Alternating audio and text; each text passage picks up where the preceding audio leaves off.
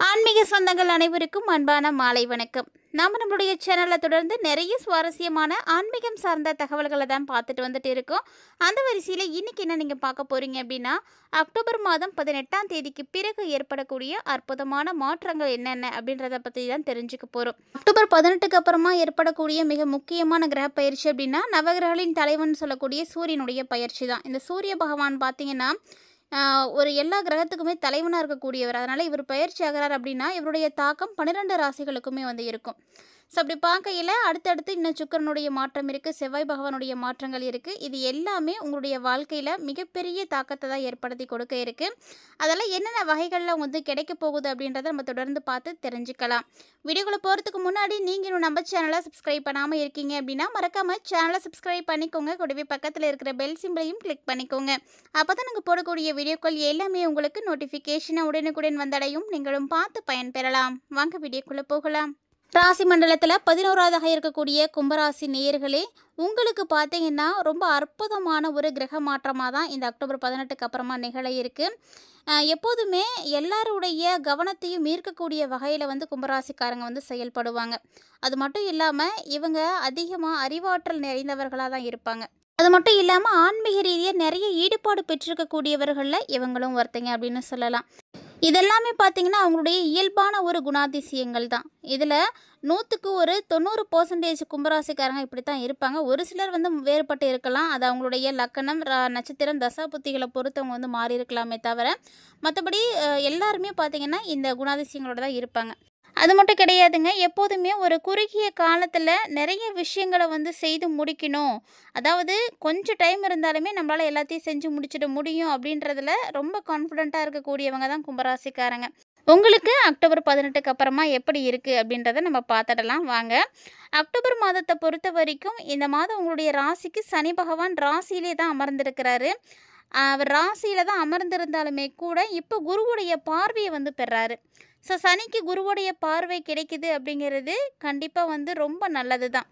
ஏன்னா இந்த ஒரு சின்ன விஷயம் வந்து உங்களுக்கு மிகப்பெரிய நன்மையை கொடுக்கும் அப்படின்னே சொல்லலாம்.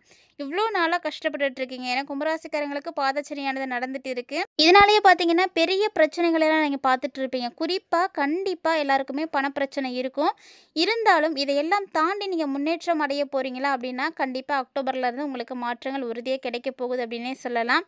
ஏன்னா அரசியலில் இருந்தாலும் சரி, தனி மனித செல்வாக்காக இருந்தாலும் சரி, உங்களுடைய நிலையை உயர்த்தக்கூடிய வகையில் தான் இப்போ இருக்கக்கூடிய கிரகநிலைகள் எல்லாமே வந்து செயல்பட போகுது.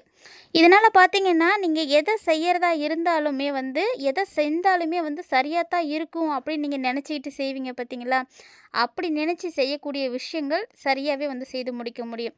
ஒரு சிலர்லாம் பார்த்தீங்கன்னா ஒரு சில விஷயம் செய்யும் பொழுதே வந்து சந்தேகம் வந்துடும். இது சரியாக முடியுமா, இது நம்மளால் முடிக்க முடியுமா அப்படின்னு நீங்கள் வந்து ஒரு சந்தேகத்தை ஏற்படுத்திக்கிட்டீங்க அப்படின்னா அந்த விஷயம் வந்து உங்களுக்கு கண்டிப்பாக நல்ல ஒரு தீர்வையும் கொடுக்காது.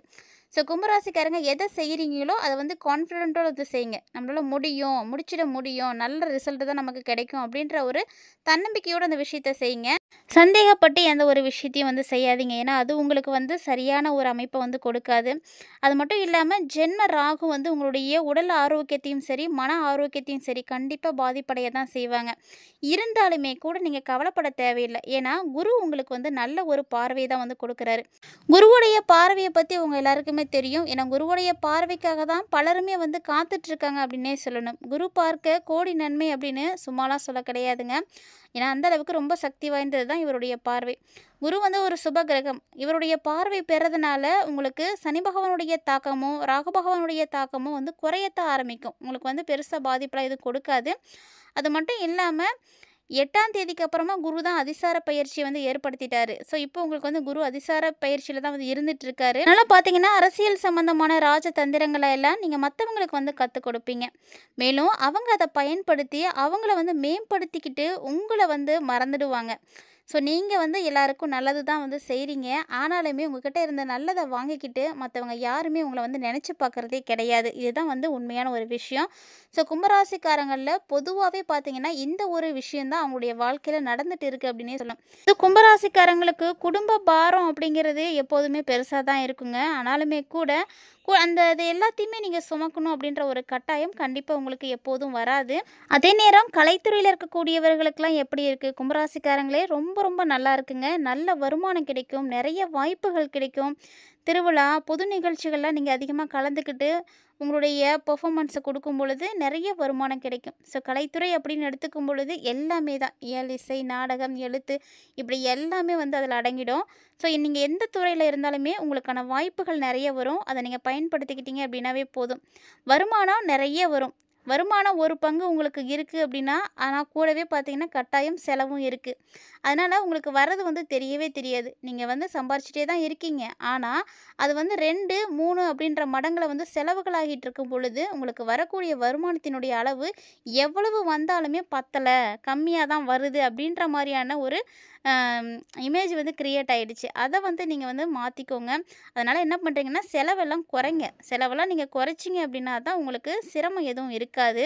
ஸோ ஒரு சிலர்லாம் பார்த்தீங்கன்னா 2, 3 மடங்கு செலவு செய்றீங்க அப்படின்றதுனால, சின்ன சின்ன கஷ்டங்கள வந்து பார்த்து தான் ஆகணும். ஸோ எதையுமே வந்து சமாளிக்கக்கூடிய அளவுக்கு உங்ககிட்ட திறமை இருக்கு. எவ்வளோதான் கஷ்டம் இருந்தாலும் எல்லாத்தையுமே நீங்கள சமாளிச்சுடுவீங்க.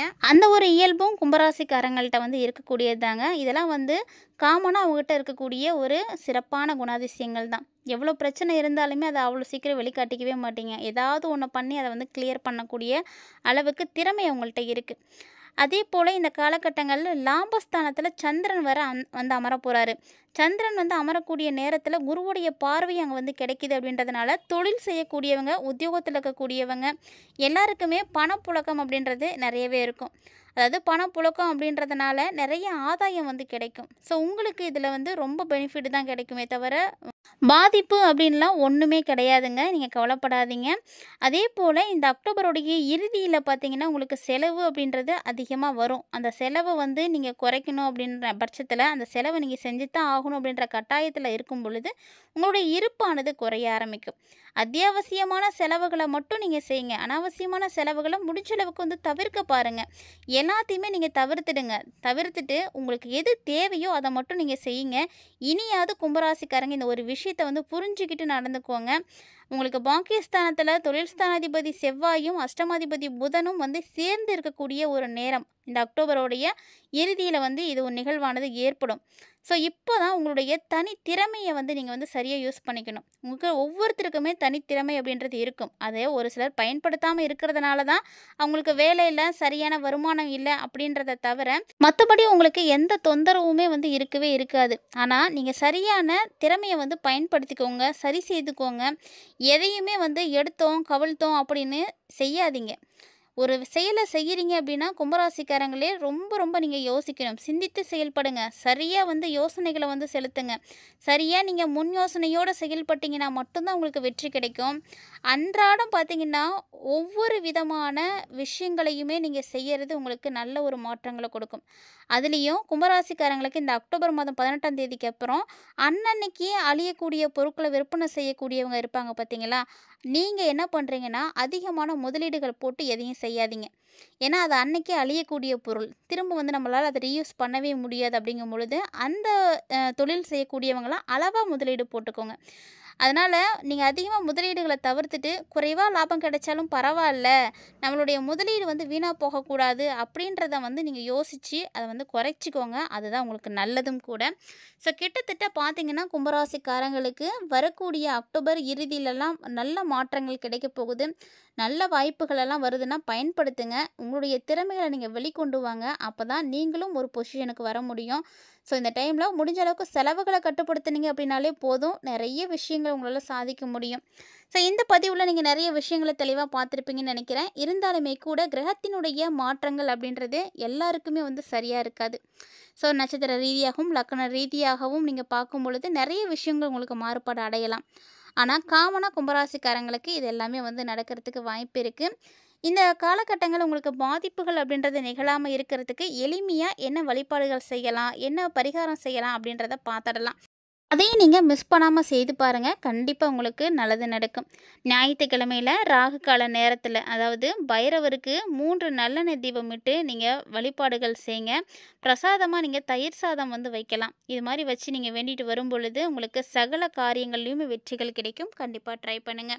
இந்த பதிவுல நிறைய விஷயங்கள பார்த்து தெரிஞ்சுட்டு இருப்பீங்கன்னு நினைக்கிறேன். வீடியோ உங்களுக்கு பிடிச்சிருந்தா லைக் பண்ணுங்க, ஷேர் பண்ணுங்க, மறக்காம கமெண்ட் பண்ணுங்க. இது மட்டும் இல்லாமல் இது போல் பல இன்ட்ரெஸ்டிங்கான தகவல்களை எல்லாம் நீங்கள் தொடர்ந்து பார்க்கணும் அப்படின்னு விருப்பப்பட்டீங்கன்னா மறக்காமல் நம்ம சேனலை சப்ஸ்கிரைப் பண்ணிவிட்டு ஃபாலோ பண்ணிக்கோங்க. மீண்டும் மற்றும் ஒரு சுவாரஸ்யமான ஆன்மீக தலைப்பில் சந்திக்கலாம்.